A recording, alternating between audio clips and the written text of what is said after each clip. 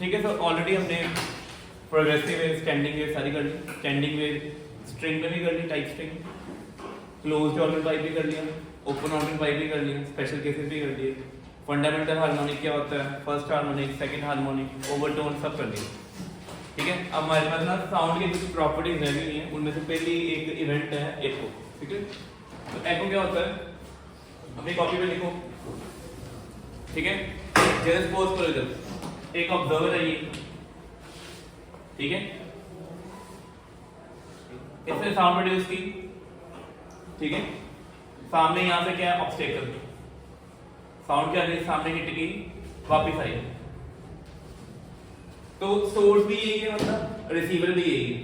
जैसे मैं कुछ बोल रहा हूं तो मेरी एक साउंड कौन सी होगी जो मैं बोलूंगा, साथ ही मेरे को यहां से सुनाई देगी ऐसे। ठीक है, और एक कहां से आएगी, सामने ऑब्स्टेकल से रिफ्लेक्ट होके आएगी। तो दो साउंड में अगर टाइम गैप 0.1 सेकंड से क्या है ज्यादा, अगर टाइम गैप कितना हो 0.1 सेकंड, अगर टाइम गैप दो साउंड में, एक डायरेक्ट आनी, एक सामने रिफ्लेक्ट होके आनी, अगर दोनों में टाइम गैप कितना बोला मैंने, ठीक है, इससे ज्यादा है, you will hear to sound separately. जैसे अभी मैं बोल रहा हूं, मेरी आवाज गूंज रही है, but I am not hearing the two sound separately, वो एग्जैजरेट हो रही है। बट अगर कहीं हम हिल एरिया में चले जाएं तो ऑब्स्टेकल से जो साउंड आएगी वो, और जो डायरेक्ट मैं सुनूंगा, दोनों में टाइम गैप कितना होना चाहिए, 0.1 सेकंड या उससे ज्यादा होना चाहिए, तो मेरे को दोनों साउंड डिस्टिंक्टली हियर होंगी। इसको क्या कहते हैं, एको कहते हैं। समझ लगी? अच्छा, अब एको के लिए कितना डिस्टेंस चाहिए ये वाला, मान लो डिस्टेंस कितना है x, तो टाइम टेकन क्या होगा, एक बार जाना है, एक बार वापस आना है, टोटल डिस्टेंस कितना हो गया, x प्लस x कितना आ गई, 2x। बंद कर दो, टोटल डिस्टेंस कितना आ गया, x plus x 2x। Speed sound की कितनी आ गई, v। तो जनरली स्पीड ऑफ साउंड कितनी रहती है एयर में, 340 मीटर पर सेकंड नियरली। ठीक है, और टाइम कितना बोला उन्होंने बोला कि जो टाइम होना चाहिए it should be more then 0.1 second. तो t में ये वैल्यू पुट करो, तो 2x by 340 greater than 0.1, इसको सॉल्व करेंगे तो ultimately you will observe the answer to be more than 17 metre. इसका मीनिंग कि एको के लिए सोर्स, जो मैं रिसीवर हूं, मैं भी सोर्स हूं, मेरे और ऑब्स्टेकल में कम से कम डिस्टेंस कितना होना चाहिए, 17 मीटर और मोर, तब एको सुनाई देगी। क्या इस रूम में इतना डिस्टेंस है, वॉल्स में मेरे नहीं है ना, तो इसलिए इस रूम में एको नहीं सुनाई दे रही, बट रिवर्बरेशन हो रही है। ठीक है, क्योंकि साउंड जो मेरे एयर पे पहुंच रही है रिफ्लेक्ट होके, उसमें टाइम गैप 0.1 सेकंड से कम है, इसलिए वो क्या होगी, रिवर्बरेट होगी, बट एको प्रोड्यूस नहीं हुई। तो ये चीज क्लियर होगी, एको कब होती है। एको को यूज करके देखो डायग्राम सारे ड्रॉ की, यही फॉर्मूला लिखा हुआ है, बड़ा सिंपल सा फॉर्मूला, सिंपल सा न्यूमेरिकल, एक एक नंबर के ऐसे होते हैं। जैसे मैंने वहां निकाला ना, हो सकता है पेपर में आ जाए कि ऑब्जर्वर और रूम के वॉल में डिस्टेंस 12 मीटर है और स्पीड ऑफ साउंड दी हुई है, चेक करो एको आएगी कि नहीं आएगी। तो हमने ये चेक कर लेना है कि डिस्टेंस है 12 है, 12 प्लस 12 24, नीचे स्पीड ऑफ साउंड डिवाइड करो, अगर आंसर 0.1 सेकंड से कम आया नो एको, अगर 0.1 सेकंड से ज्यादा आया there will be echo. Clear हो गई चीज पहले, कोई डाउट है इसमें? ठीक है, कोई x की सीधा वैल्यू 12 कुछ 13 मीटर मैं जो भी होगी वो पुट करेंगे, चेक करेंगे ना कि एको आएगी कि नहीं आएगी। फॉर्मूला के हिसाब से तो 17 मीटर पहले से ही है ना। नहीं, ये 17 मीटर मैंने निकाली हुई है। हाँ, ये कब है, जब स्पीड ऑफ साउंड 340, नॉर्मली इतनी होती है 330 टू 340 मिनट में। आपको तो लर्न ही है ना कि 17 के आसपास आंसर होना चाहिए। मान लो 13 आ गई, 12 आ गई, तो नो एको। 24 25 आ गई, यस देयर विल बी एको। पहाड़ों में ये है, पहाड़ में मतलब सोर्स और अगला जो हिल टॉप होगा डिस्टेंस कितना होगा, 17 मीटर या उससे ज्यादा। वही खुला मेरे सामने, हिट कहां से करके आएगी, किसी हिल टॉप से हिट करके आएगी ना, वो यही ऑब्स्टेकल। ठीक है ना, खुले होने का मीनिंग डिस्टेंस 17 मीटर से ज्यादा होना चाहिए। ठीक है, तो बेटे ये जो टाइम होता है ना, ये वाला 0.1 सेकंड, ये वाला टाइम, इसको बोलते हैं परसिस्टेंस ऑफ हियरिंग। क्या कहते हैं इसको? इसका मीनिंग हमारे ईयर ड्रम पे एक साउंड की इंफॉर्मेशन कितने टाइम तक रहती है, 0.1 सेकंड। मैं बोला डायरेक्ट इंफॉर्मेशन पहुंची, दूसरी साउंड आई 0.1 सेकंड तो बाद, तो एक की इंफॉर्मेशन पहला सी, एक 0.1 सेकंड तो बाद आई, दोनों इंफॉर्मेशन अलग अलग है। तो मैंने कितनी साउंड सुनाई देनी है, दो। बट जे दो साउंड दे टाइम गैप 0.1 सेकंड तो कट हो जाए और मर्ज कर जानी है, और ना की होगी बीट्स प्रोड्यूस होगी, अगले च पढ़ांगे ऐसे। ठीक है, रिवर्सन हो सकती है बट एको नहीं होगी। ठीक है, so the sound which remain on our eardrum for 0.1 second, that is known as persistence of hearing, ठीक है। तो ये सारा हमने जैसे मैंने सॉल्व किया वैसे किया हुआ, ठीक है। Next beats. बीट्स की पहली कंडीशन, बीट्स के लिए क्या चाहिए, यू नीड टू साउंड और स्लाइटली डिफरेंट फ्रीक्वेंसी। लिखो कॉपी, हेडिंग डालो।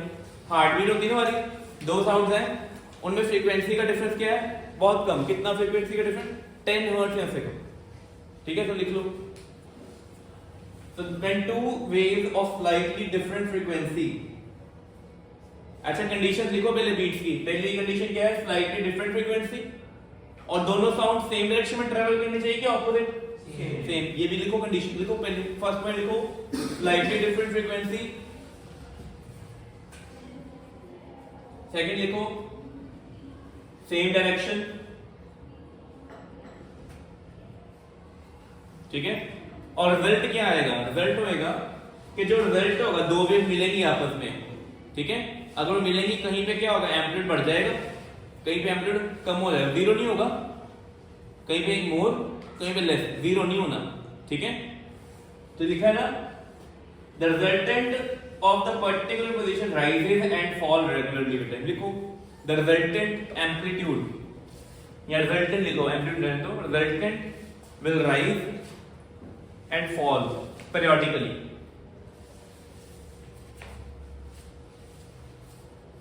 with periodically with time लिख लिया, give rise to beats, give rise to beats। तो ये हमने करना है। पहली wave a sin omega 1t, इसमें kx नहीं आया, kx नहीं आया ना, लिखो consider beats at origin, consider beat formation at origin। साथ में लिखना है x equal to 0, x equal to 0 पे आप स्टडी कर रहे हैं।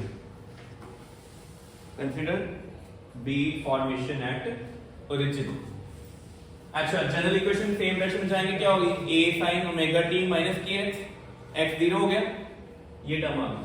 पहली वेव ये होगी, दूसरी, ठीक है। ओमेगा 1 ओमेगा 2 सेम क्यों नहीं है, क्योंकि हमने क्या लिखा कंडीशन, सेम फ्रीक्वेंसी के डिफरेंट है, स्लाइटली डिफरेंट, सेम तो नहीं है। चलो ये आ गए, यहां तक पहुंच गए, दोनों सेम डायरेक्शन में जा रही है, सेम जगह मिलेंगी। ये कौन सा प्रिंसिपल है, इसमें क्या होता है, दो वेव जब मिलते हैं उनका रिजल्टेंट क्या होता है, ऐड होता है, ठीक है। वैल्यू डाल दी। अच्छा बताओ, a कॉमन निकालेंगे, sin 2πn1t plus sin 2πn2t, formula बन जाएगा ये। इन्होंने ये लिखा हुआ है, ठीक है। इसको ठीक करते हैं, यहाँ पे इसको सॉल्व करते हैं, फिर देखते क्या बनता है। बताओ कि कॉपी पे sin a plus sin b का फॉर्मूला क्या होता है,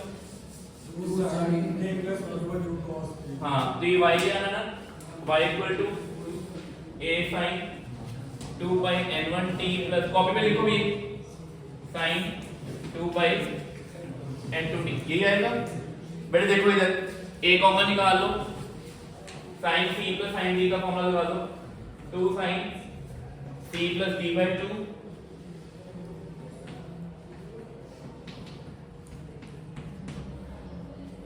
और साथ में cos c minus b, ठीक है। तो जो y आना है वो क्या आना है, 2a cos pi n1 minus n2t, और ये अलग हो गया।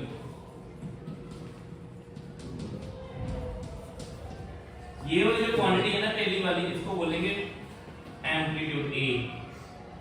सर वो 2a लिखा है, हाँ जी, यहां तक आ गए।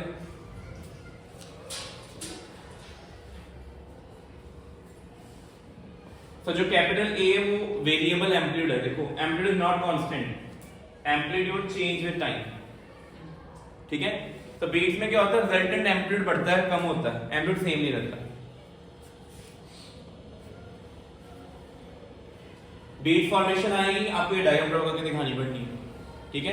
फॉर्मूला जो मैंने लिखा वो और फॉर्मूला, और स्टार्टिंग जरूर लिखना, we are considering the beat formation at origin. तो ये एक्स वाली टर्म नहीं आई, ठीक है, नहीं तो एक्स वाली टर्म भी आती है।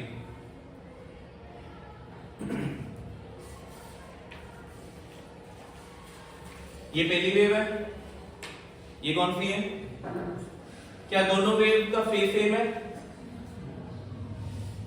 इनिशियल 0 से शुरू हुई है, ये देखो यहां पे 0 हो रही है ना, और ये 0 थोड़ी पहले हो गई है ना, सेम टाइम पे तो नहीं हो रही,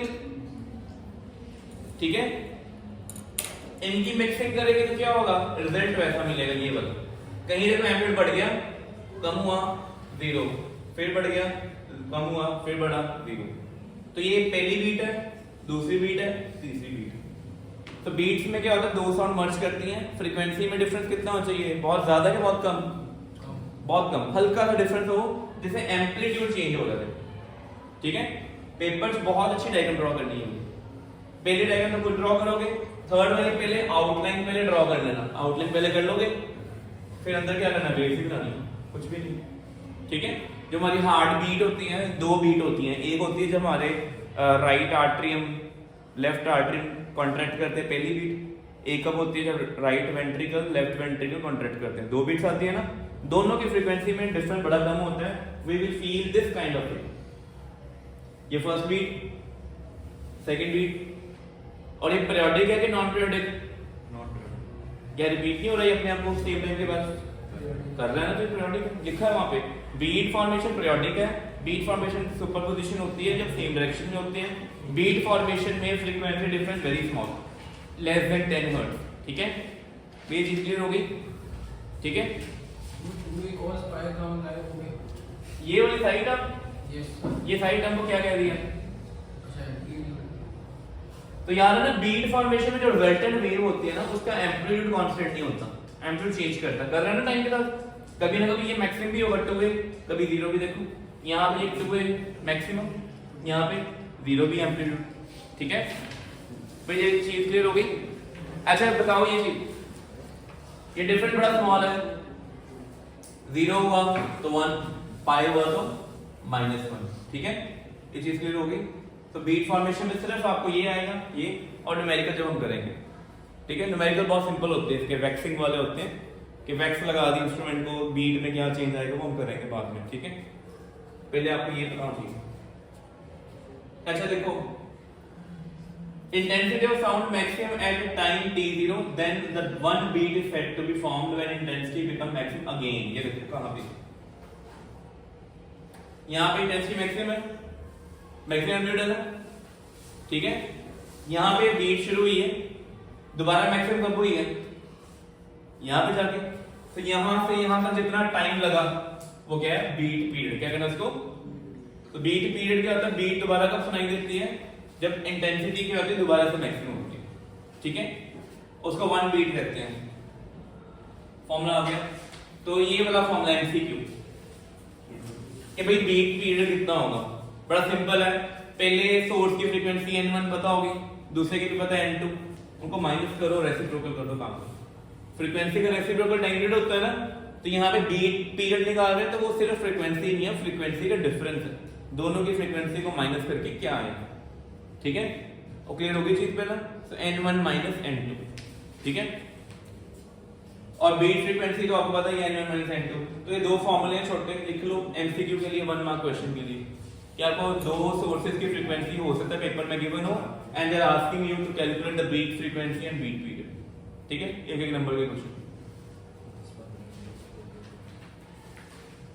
ठीक है। क्लियर हो गई चीज, डन। अब आया डॉप्लर इफेक्ट, लिखो 3 mark question, 3 mark numerical, numerical लिखो इसके ऊपर।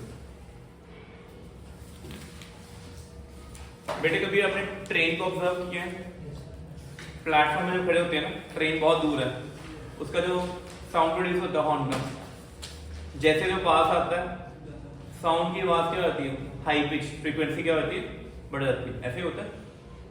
सुना कभी, ऑब्जर्व किया है? जब दूर से ट्रेन दूर हो या कोई साउंड का सोर्स दूर हो तो उसकी फ्रीक्वेंसी अलग होगी, जब पास आएगा तो frequency, this is known as Doppler effect, ठीक है। ऐसे आपने गैलेक्सीज देखी है कभी, फोटो देखी हो आउटर स्पेस की, कई बार वो ब्लू कलर के पैटर्न आते हैं, कई बार रेड कलर के पैटर्न आते हैं ना। वैसे तो स्टार कौन से कलर के होते हैं, व्हाइट होते हैं, बट वो ब्लू और रेड पैटर्न क्यों आते हैं, डॉप्लर इफेक्ट, ठीक है। तो आपने मेन चीज में याद क्या करनी है, अगर ऑब्जर्वर, आप ऑब्जर्वर, जैसे मैं ऑब्जर्वर हूं, सोर्स ट्रेन है, ट्रेन मेरी तरफ आ रही है तो उसकी फ्रीक्वेंसी, ट्रेन के जो हॉर्न ने फ्रीक्वेंसी रिलीज करनी वो न्यू है, बट जो मेरे एयर को फ्रीक्वेंसी अपीयर होनी है वो डिफरेंट होगी। वो इंक्रीज भी हो सकती है और वो किस पे डिपेंड करता है, सोर्स के मोशन पे, मेरे मोशन पे, और दूसरा किस पे, एयर। ठीक है, तो लिख लो the frequency released by source, the frequency released by source and the frequency received by, देखो the frequency released by the source and the frequency received by observer and frequency received by observer depends upon the relative motion. They depends upon a relative motion of source, receiver and the medium. Source, receiver and medium. ठीक है? This lead to change. This leads to change in the frequency of the wave, in the frequency of the wave emitted by source and received by the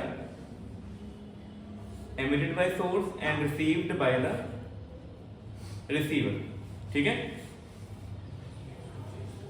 and received by the receiver. This leads to change the frequency. बेटे मैं इसको थोड़ा सा बताता हूँ, बात ध्यान से देखना इस चीज को। ये एक न्यू डैश है, ठीक है। ये कौन सी सोर्स फ्रीक्वेंसी होती है, एमिटेड बाय सोर्स, और ये क्या है,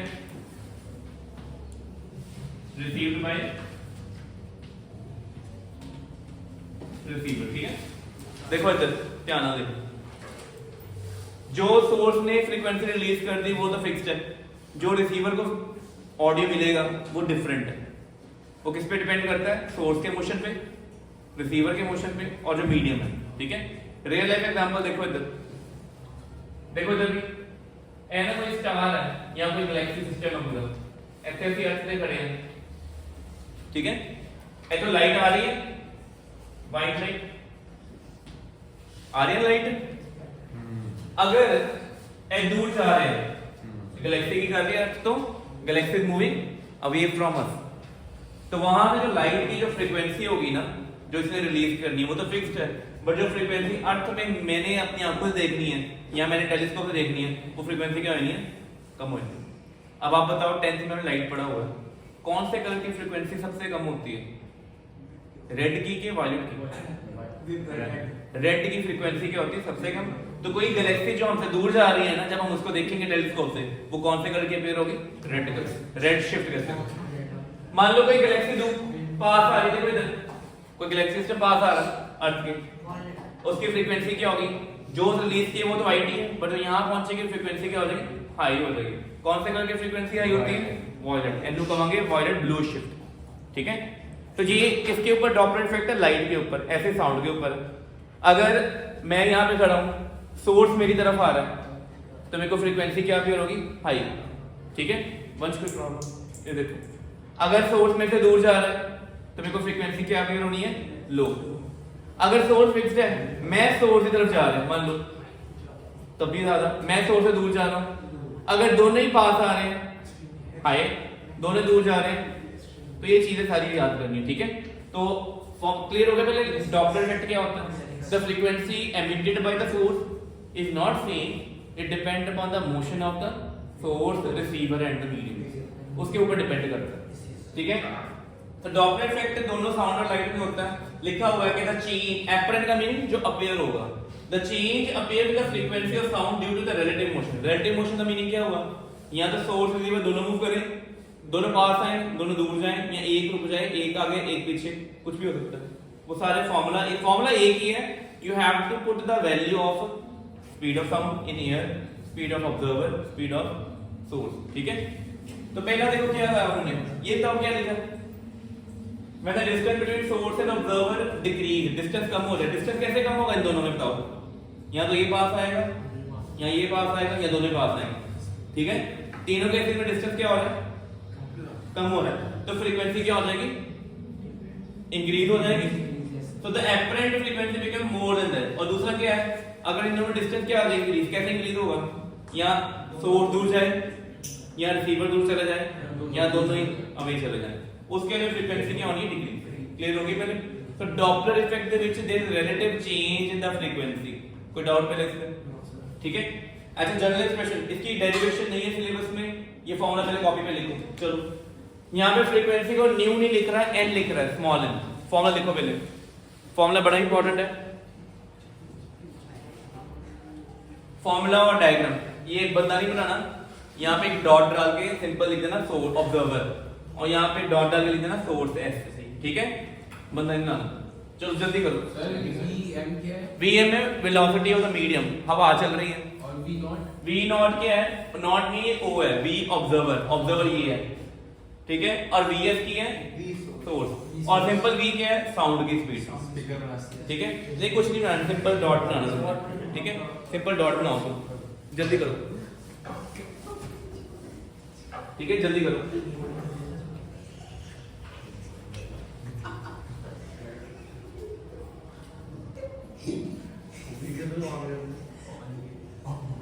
चलो जल्दी करो नोट। आपने याद रखना है साउंड की डायरेक्शन जा रही है सोर्स टू ऑब्जर्वर, हमेशा साउंड की डायरेक्शन क्या लेनी है, सोर्स टू, जो वेलोसिटी इसकी डायरेक्शन में होगी पॉजिटिव, जो इसकी ऑपोजिट होगी वो क्या होगी, नेगेटिव। अब मैं न्यूमेरिकल करवाऊंगा फिर देखते हैं इसको, ये नोट कर लिया, डायग्राम ड्रॉ कर ली, फॉर्मूला लिख लिया नीचे। अच्छा अगर मीडियम स्टेशनरी हो, जनरली बहुत रेयर चांस है जिसमें मीडियम मोशन में होगा, नहीं जल्दी जल्दी, ठीक है, हवा नहीं चलती जल्दी, ठीक है, तो ये जीरो, ये वाला फॉर्मूला सबसे ज्यादा यूज होना है, ये लर्न करना है। अब एक क्वेश्चन लिखो, फॉर्मूला लिख लिया, ठीक है, बेटे डॉपलर इफेक्ट का डेफिनेशन, दो कंडीशन लिखवाई ना, डिस्टेंस कैसे इंक्रीज डिक्रीज होता है, वो कंडीशन, फॉर्मूला, डायग्राम, बस और कुछ नहीं लिखना, बाकी न्यूमेरिकल लिखो। इफ एन ऑब्जर्वर लिखो, if an observer moving towards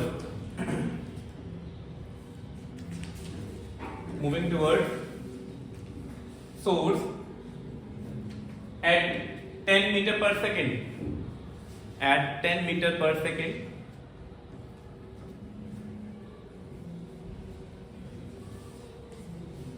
whereas source approaching the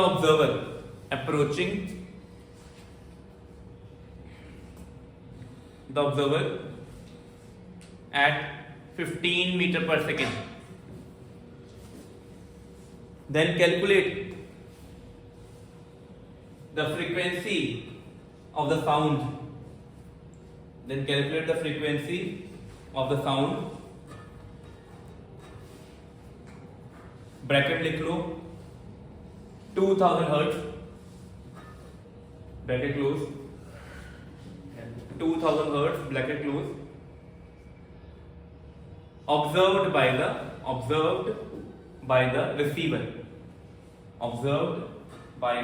receiver, लिख लिया, whereas speed of sound is 330 meter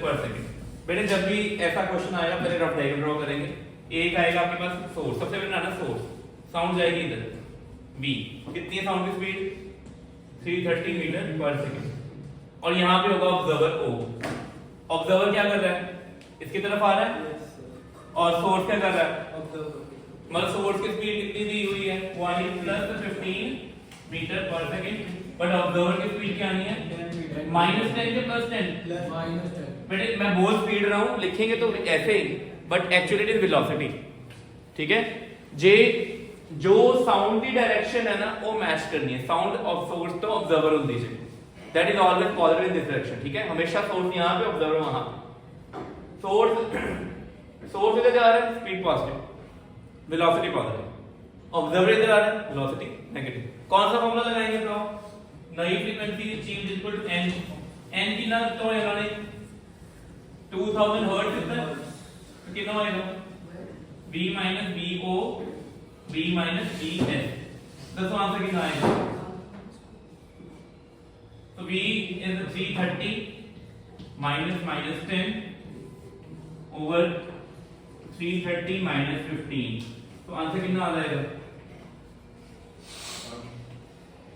320 upon 305।